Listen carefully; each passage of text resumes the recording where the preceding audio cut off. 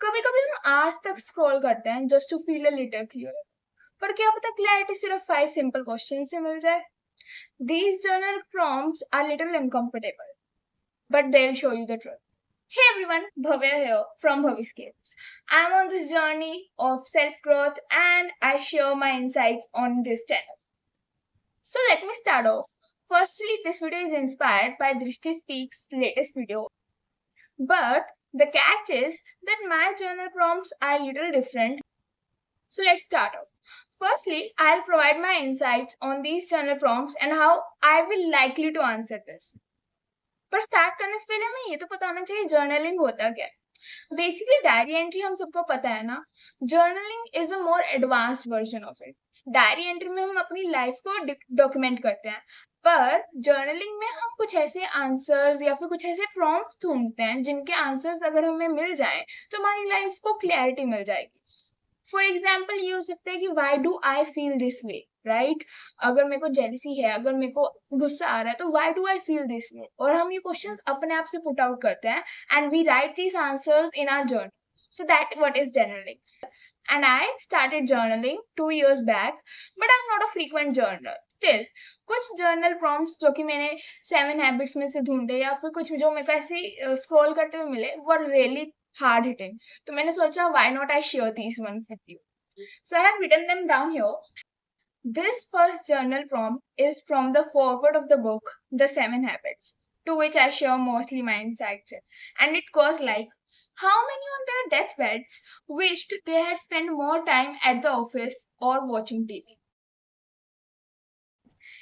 कितने लोग हैं जो कि अगर they have at the verge of dying, वो ये सोचेंगे कि काश उन्होंने थोड़ा और काम किया होता, या फिर काश उन्होंने थोड़ा ऑफिस में और टाइम बिताया होता, या फिर ओ यार मैं तो ये टीवी शो कंप्लीट करना ही भूल गया, ओ ये मूवी तो रह ही गई. नो वन, कोई ऐसा नहीं होगा. And this question forces us to think कि हम लाइफ जी कैसे रहे हैं. Is our life even meaningful? क्योंकि जो चीजें मीनिंगफुल है, लाइक फैमिली के साथ टाइम स्पेंड करना, पेरेंट्स साथ टाइम स्पेंड करना, वो तो हम कर ही नहीं रहे हैं. बिकॉज अगर हम वो चीजें कर रहे होते तो हमें रिग्रेट ना होता मरने का. So it's well said, live every day as it's your last day. Next prompt goes like, is what I'm thinking the same as what I'm projecting? Actually ये prompt मैंने खुद बनाया है, so it might not be like grammatically correct, but इसका core meaning ये है कि जो हम बोल रहे हैं या फिर जो हम लोगों को शो कर रहे हैं, क्या वो एक्चुअली में वो है जो हम उन्हें बताना चाहते हैं, या फिर there is something we are hiding from them. और इसका मतलब ये भी हो सकता है कि अगर हम किसी इंसान को कुछ बोल रहे हैं, इधर वी आर मोटिवेटिंग देम, इधर we are like inspiring them, क्या हम जेन्युइनली वैसे प्रोजेक्ट कर रहे हैं, या क्या हम जेन्युइनली वैसे प्रोजेक्ट कर रहे हैं, या फिर हम उन्हें डिमोटिवेट कर रहे हैं. एक्चुअली पेरेंट्स के एग्जाम्पल से हमें बेटर समझ में आएगा. पेरेंट्स जर्नली अपने बच्चों को बोलते हैं कि तुम ये करते ना तो बहुत अच्छा करते, या फिर तुम ऐसा करोगे ना तो बहुत अच्छा रहोगे, पर उनका इंटेंशन होता है हमें मोटिवेट करने का. लेकिन प्रोजेक्ट हम पे वो ये करते हैं कि तुम यूजलेस हो क्योंकि तुम ये कर रहे हो, अगर तुम ये करोगे तो तुम हमारी नजरों में बहुत वैल्यूएबल हो जाओ. So that's what this prompt means. और ये प्रॉम्प्ट हमें सोचने पर मजबूर करता है कि What are we missing out on? हमें लोगों को जैसे ट्रीट करना चाहते हैं, क्या हम वैसे ट्रीट कर रहे हैं उन्हें? क्या हम कुछ उन्हें डिफरेंट तो नहीं बता रहे? क्या हम उसे कुछ डिफरेंट तो नहीं बिहेव कर रहे? जैसा हम उनसे बिहेव करना चाहते हैं, क्या हम वैसा बिहेव कर भी रहे हैं? That's the real question. कि unless I possess something, can I really give it? Actually, ये prompt is not like this. Its deeper meaning lies in jealousy. हमें जेलिसी होती है, पर चाहे रिलेशनशिप जेलिसी हो, चाहे फ्रेंडशिप में जेलिसी हो, पर जेलिसी होती क्यों है? हमें ये डर लगता है कि हम उसे खो देंगे. बट अगर हमने कभी उस इंसान की जेन्युइन पोजेशन ली होती, या फिर कोई चीज की जेन्युइन पोजीशन ली होती, तो हमें डर ना होता. इसको एक बेटर स्टोरी से समझाती हूँ. स्टीफन कवी की ये स्टोरी है.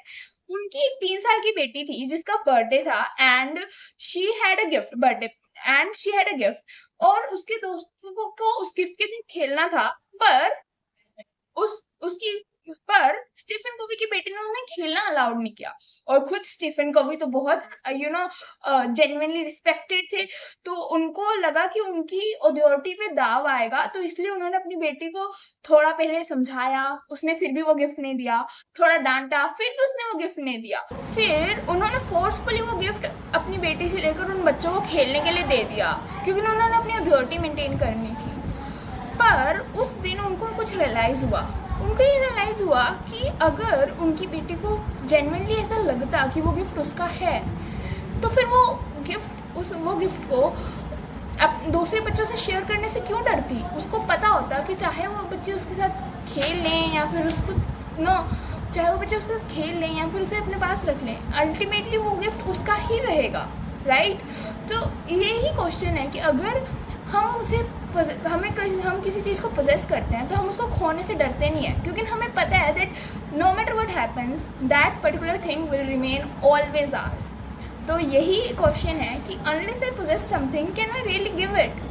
अगर किसी चीज़ की पोजेशन मेरे पास थी ही नहीं तो मैं उसको दे कैसे सकती हूँ दूसरों को, और अगर किसी चीज़ की पोजेशन मेरे पास है तो चाहे मैं उसे दूसरों को दे भी दूँ, that will always remain mine.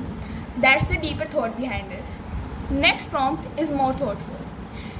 It is more like it enables creative thinking, critical thinking specifically. It enables कि हम अगर कोई भी डिसीजन लेते हैं तो हम उसको कैसे सोच कर, कैसे एनालाइज करके वो डिसीजन ले सकते हैं। So the prompt goes like, what would a scientist, criminal and a child would do at this situation? This basically means कि अगर मेरी सिचुएशन पे कोई क्रिमिनल होता या कोई साइंटिस्ट होता या कोई बच्चा होता तो वो क्या करता।